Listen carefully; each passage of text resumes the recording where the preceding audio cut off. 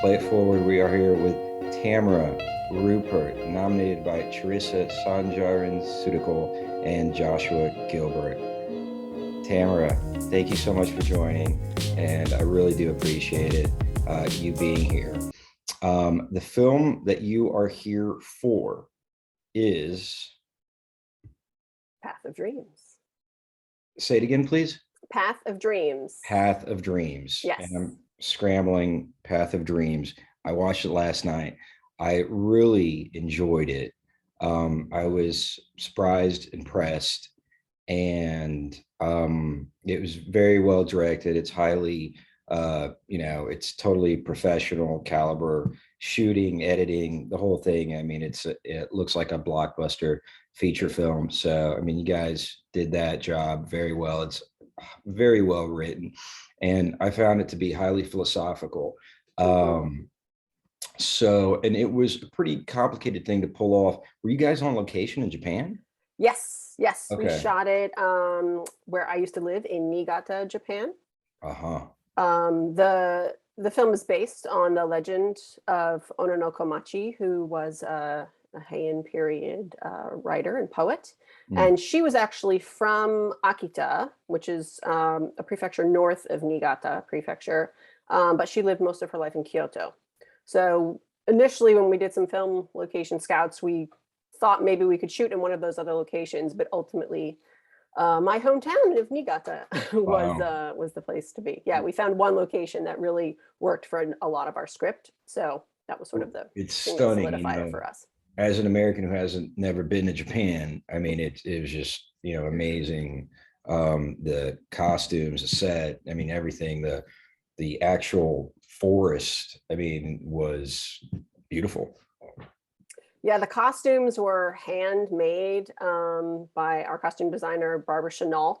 I worked with her very closely to have sort of a kimono story, if you will. So actually, if you look at the kimono based on the chronology of the story, we meet her sort of at the end of the story, right? And then we flash back.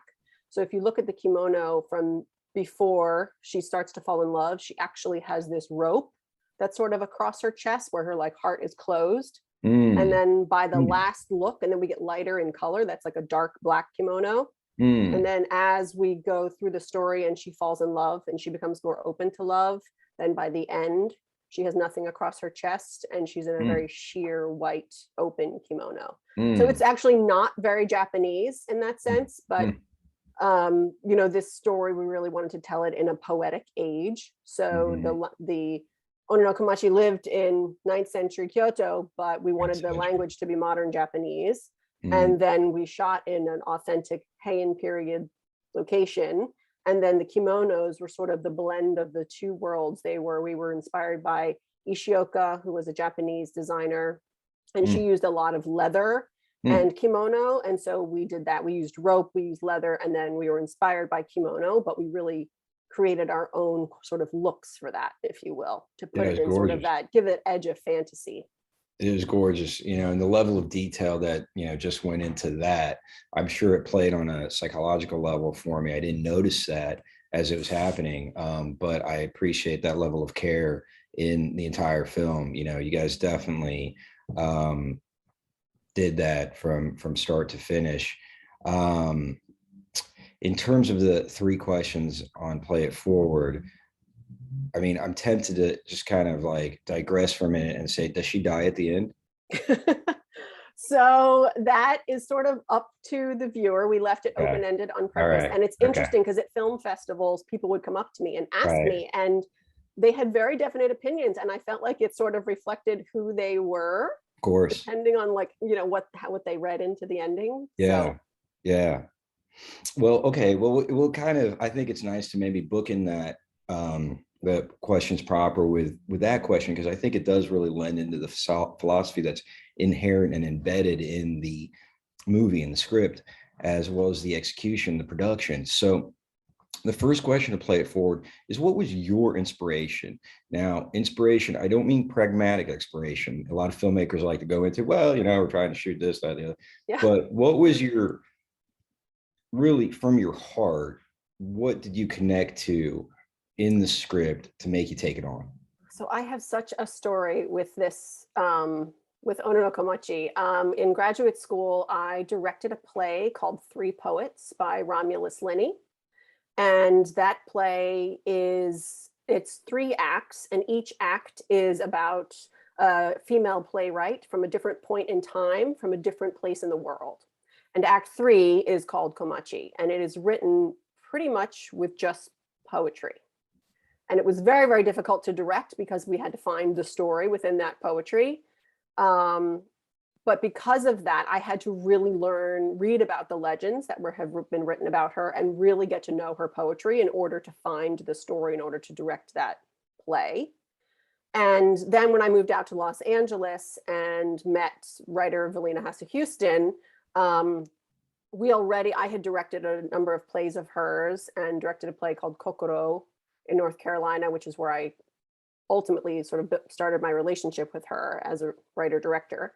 And when I moved out to Los Angeles, I had told her about the legend of Ono no Komachi, and we agreed that it would really lend itself well to a short film because it only has a few characters. It's a very simple love story. And I felt like a lot of shorts get too complicated too quickly.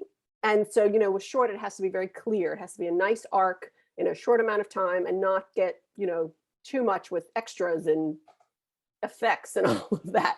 And so Valina and I just agreed then to work on it together. And we then started researching all of the legends about Komachi, and we read all of her poetry. And then we came back together and sort of said, well, here are my favorite poems, here are my favorite poems. And then we actually sort of blended 2 different legends about her, and then made sure that we got all of our favorite poems of hers into the film.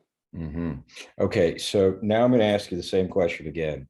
You know, I mean, it sounds like you were perfect for the job. Like you lived in Japan, you had an affinity for the writer and the writing, both writers already, and you knew them, familiarity with them. Right. But I think that, one of the reasons I've always liked Valina's work and is that, she is sort of caught between Japan and the United States.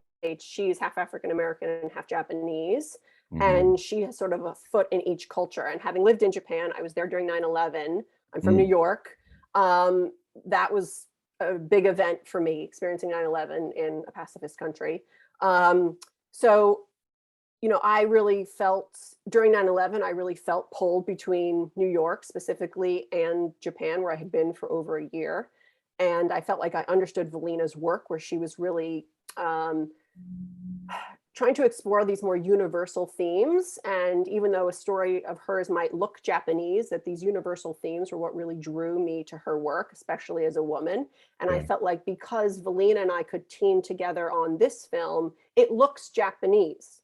But Story of Love is a universal story. And so that's why I felt like Valina and I were such a perfect combination to bring this film to, an American audience, where something looks Japanese, it looks, very different of Heian period Japan, but everyone can relate to that if it's done properly. Oh, absolutely. I mean, you guys made it totally accessible, and it's really cool to hear, that there's a history on both, your parts that made you come together and really create this perfect match for the film. I mean, it really shows.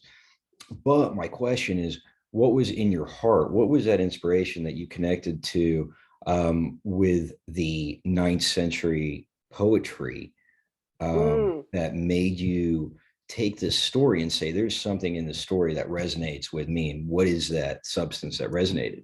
I think it was really just the relatability to that. I mean, I feel like as a theater major in college, you learn about no theater and kabuki theater, and you don't really read modern Japanese drama. And then when I first read Valina's play Kokoro, that was the thing that sort of started me down this path of looking at Japanese women and sort of as then, living in New York City, a vegetarian from in my 20s, to be able to relate to these characters that were so different from me.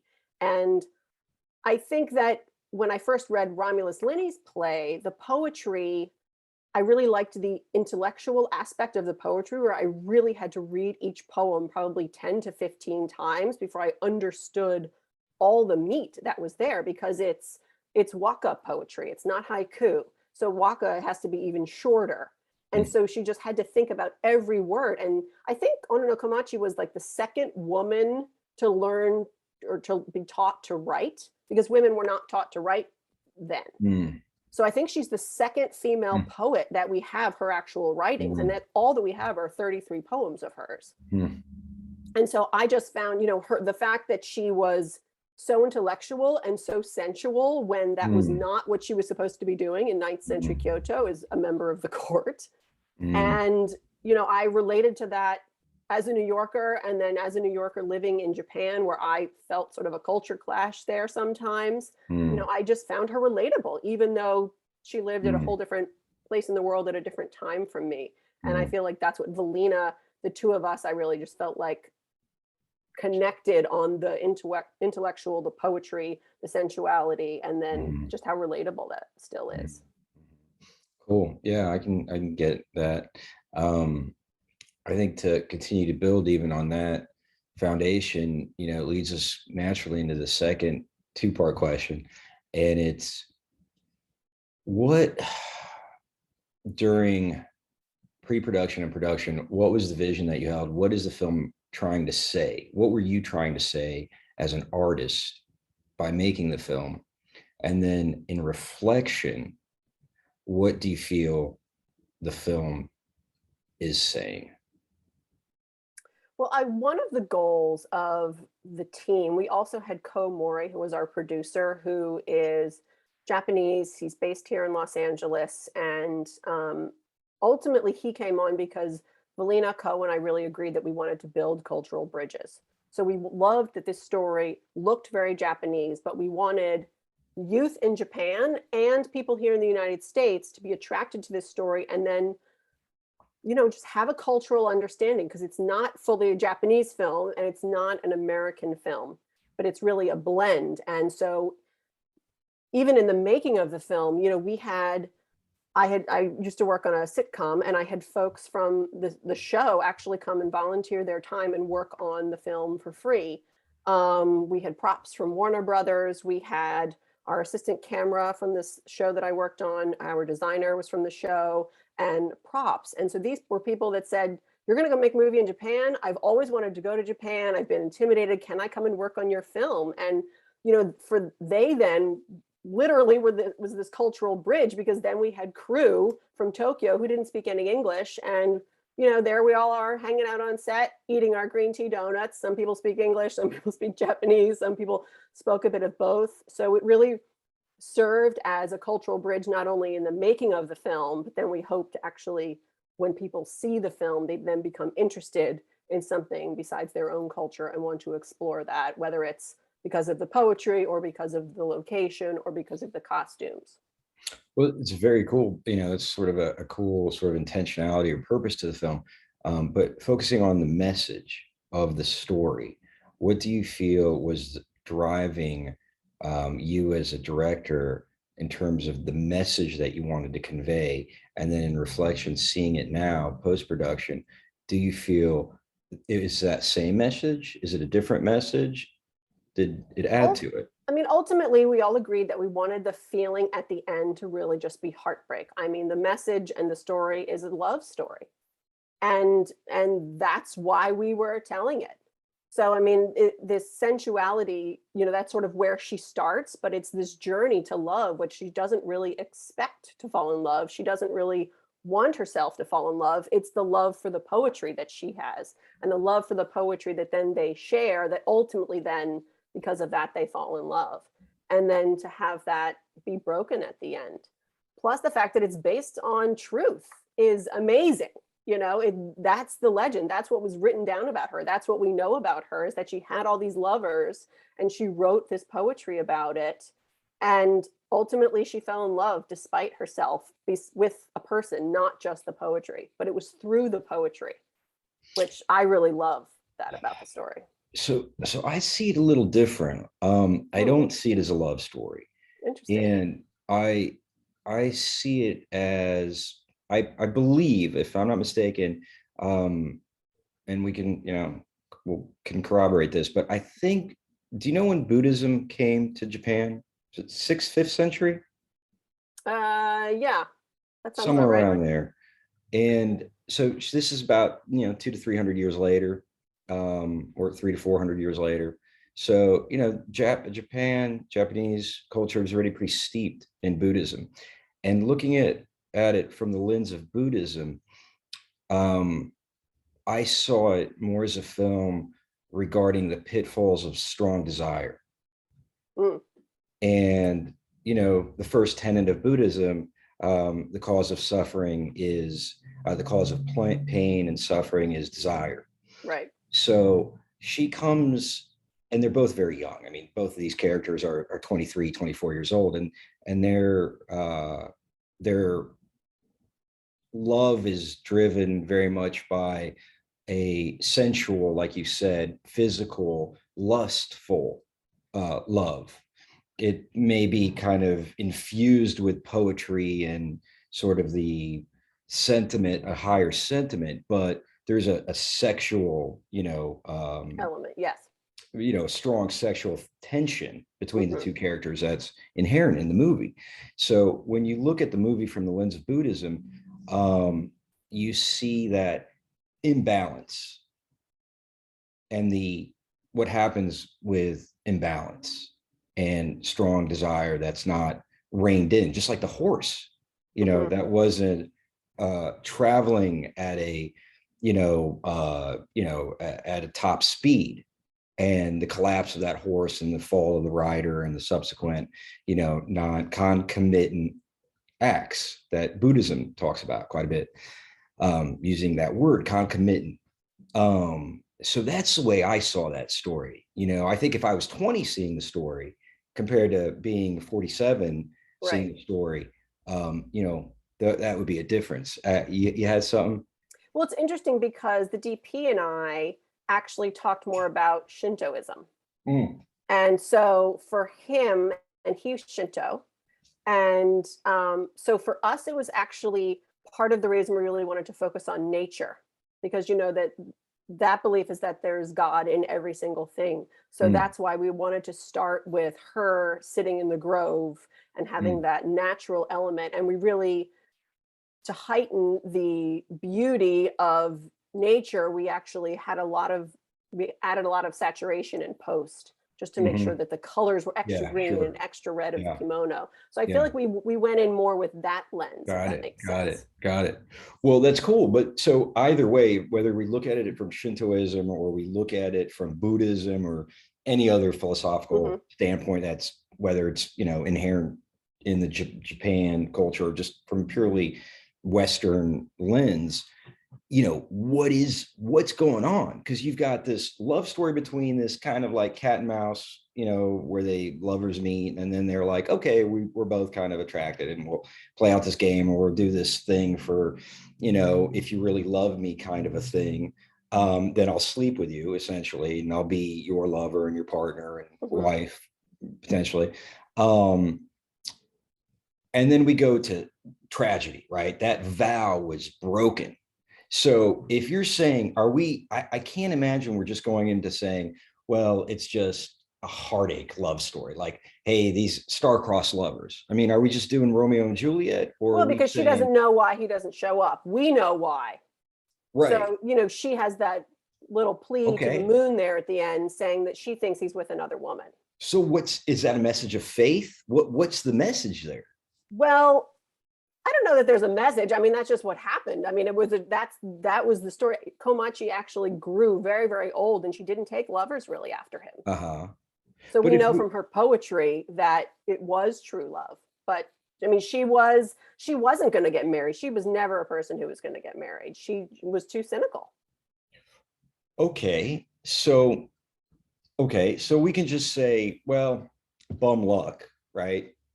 She had this is a story of a woman who had experienced tragedy, and it was just fate. Well, I think for her, it's more the fact that she actually fell in love, that she let herself fall in love, because she wasn't going to do that. She was going to just play games with him, right? She was going to write poetry. He was into her, and she was like, okay, fine. I'm used to men following me. I will let you write poetry with me. And she doesn't expect that his intellect is going to match hers. But then it does. And she starts to get intrigued by him. And so the fact that she lets herself fall in love with him is the point of the story.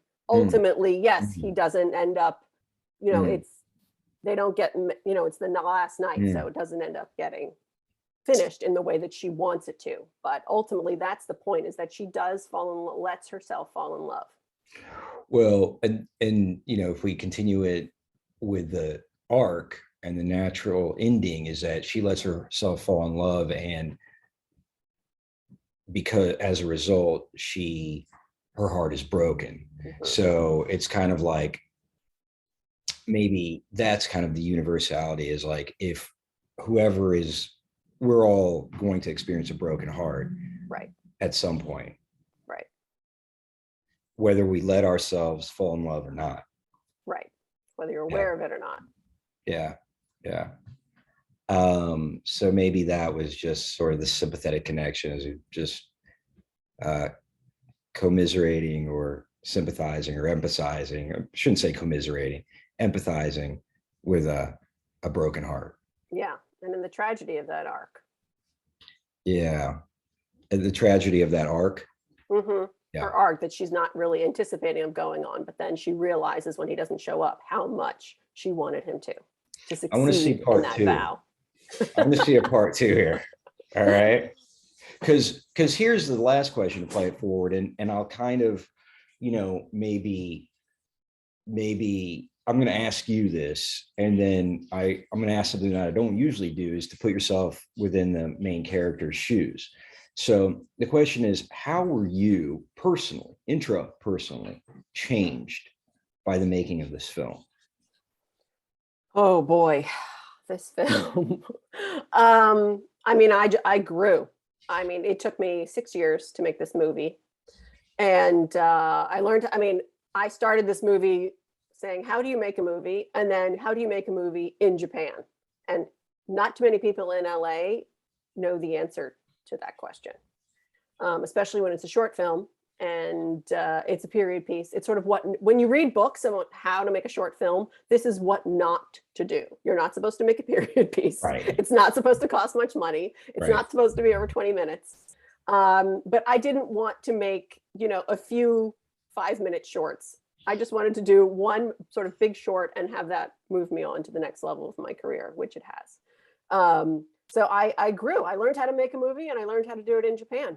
And I also had to produce this film.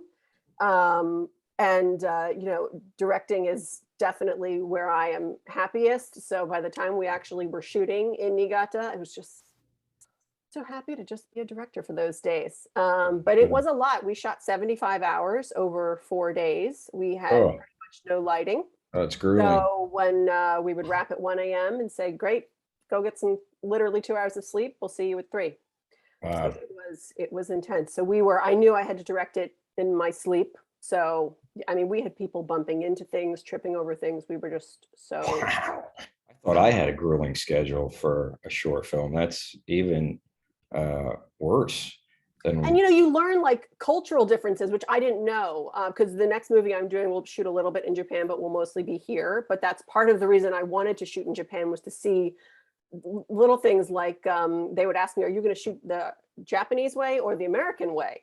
So now I know that that means, are you going to do a master shot? Because in Mm, Japan, they often sort of will just do a little bit of this to get the 2 shot for these few lines, and then they'll get a mm, close up for this line. So they'll sort of edit as they go. mm.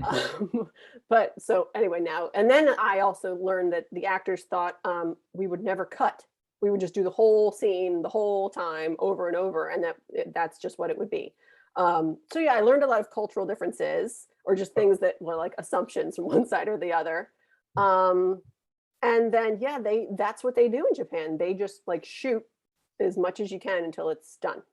Huh. Interesting. So versus having a scene play out with one master shot and then doing the scene for cutaways, Right. they'll just do cutaways Hmm. without a master shot. Yeah. They Huh. won't do like, yeah, a whole master with like a wide. Yeah. Okay. Wow. So, but Tamara, what like interpersonal qualities, like, did you gain more patience? Did you learn, kind of a side of yourself that you're, bettering in some way? Did you get worse? You know, I mean, how were you changed? Well, it's just, I think just as a director, I had to grow because I mean, I am there in Japan telling a Japanese story as a blonde American, you know, so Right. there is no Well, I'm sure room they for love ego that. in, there's no room for ego in Japan. And Yeah. that is doubled when you're then there in that situation. And then I Yeah. had this whole group of Americans with me that had Yeah. never been to Japan. And I'm just like, all right, crew, let's go get everyone onto the Shinkansen and like, you know, make sure that everyone's okay. And then here we are with the, you know, the Tokyo crew that shows up. Mm. So there was, I mean, Mm. I was literally that bridge because I can speak a little bit of Japanese and our Mm. producer obviously speaks English. So it's like we're just the bridge between this sort of these two worlds. And I think everyone had a great time, even though not everyone could talk to each other. Mm. Um, I mean, I really just tried to step back and soak it all in because I had been working for that moment Oh, I for bet. so many I bet. years. And I then just bet. to be able to say, 4 days. I'm actually getting it done. Yeah. And it had to be good because there was no room for error. I Um, like how you said there's no room for ego. I mean, that's something I'm always working on myself is like, okay, checking that where, oh, here it is. Okay, watch out. Whoa, you know what I mean? For my own ego. mhm. And so I guess, it's so important when, as a director, and you're interacting and you're directing, right? So you have to say, okay, we got to, light here, and we need this, and I want that, and this character, and maybe we can try this with the actor. So you're doing the whole thing, right? Um, how did you learn to keep your ego out of the equation? I mean, I think it helps knowing, I mean, having lived in Japan before and knowing what that culture was going to be like. But it's a real balance of not having an ego, especially with the Japanese crew, and respecting their jobs and what they're doing and the work that they're putting in for this project of yours. But at the same time, knowing, having the confidence of when to say, no, we really need to get it done this way, or no, we really need to do it that way. It's a really fine balance. Yeah. For example, I come from theater, and so I really like working with actors. Cameras are not my thing, actors are my thing, and I just really had to insist on having some time to get rehearsal in and Mm. getting the actors from Tokyo to Niigata. I I knew I wouldn't have much time, so I actually had the actors write as their characters write love letters to each other. That Oh, was wow. private for them, that I was not going to be part of, Mm. but Mm. just to create a That's connection for cool. them so that Wow. they had an intimacy Very immediately when we cool. started on set. Wow. And then I had like 3 hours of rehearsal with them, just after dinner. Once we were going to all shoot the next morning, and I Wow. just wanted to go through, just the three of us in a Wow. room, going through the arcs and what was important about each scene, and just to Mm. really create some intimacy. Because as soon as you get Wow. outside and it's cold and you have Yeah. tons of people around you and Right. everyone's fussing, I needed to be able to just say, okay, let's put all that away, let's remember what we did yesterday, and just, yeah, have that intimacy, even, among the three of us, Yeah. so that That's we had cool. that safety on set. So that's what I'm hearing, is that safety is critical for everybody.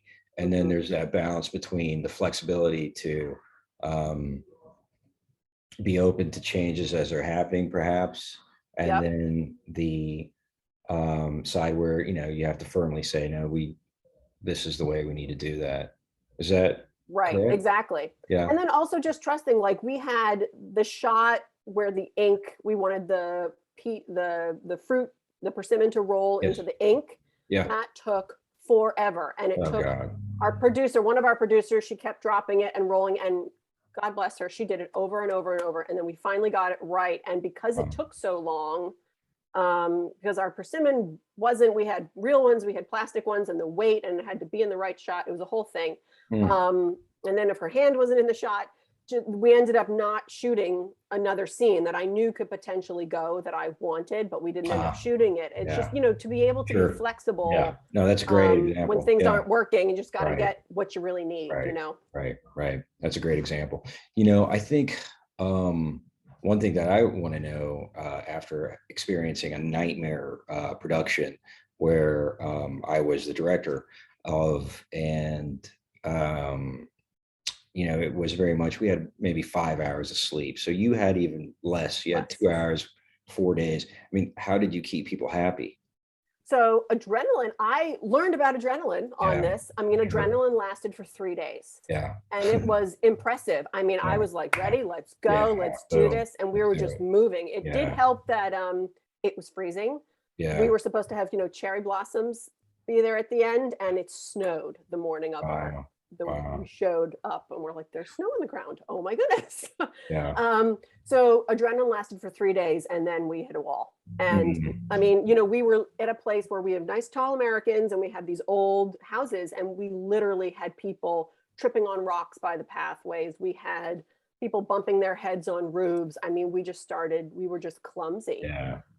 So sugar and coffee, lots of donuts and coffee. Got it. I Got mean, it. it was just, we're almost done, trying to just soak in the experience. I mean, the Japanese crew, they're kind of used to it.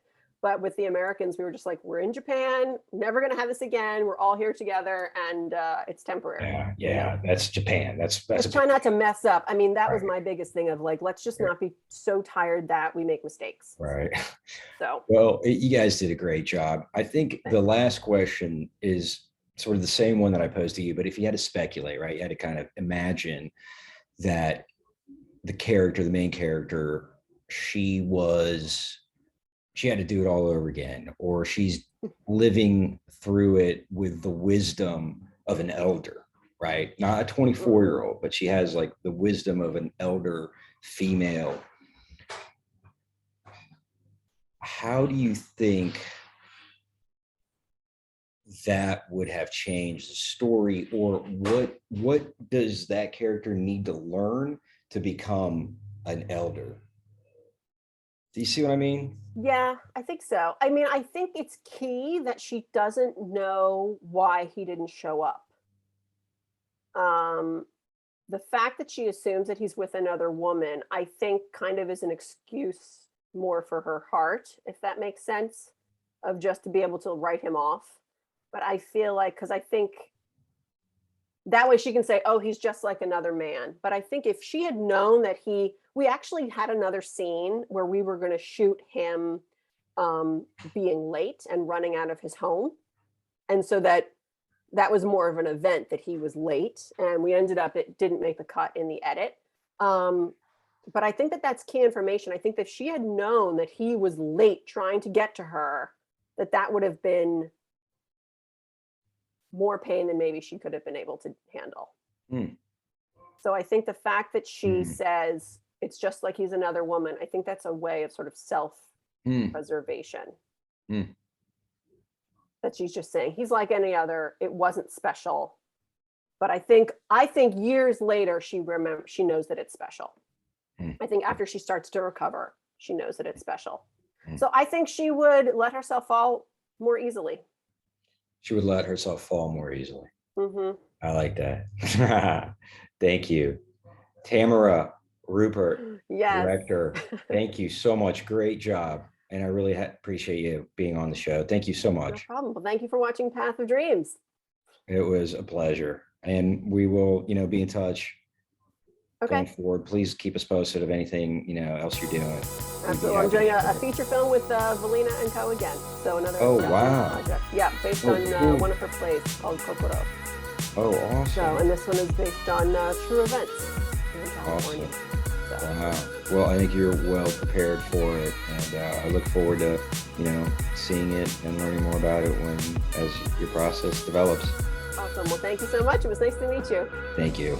All right. Okay. I'll talk to you later. Bye-bye. Bye.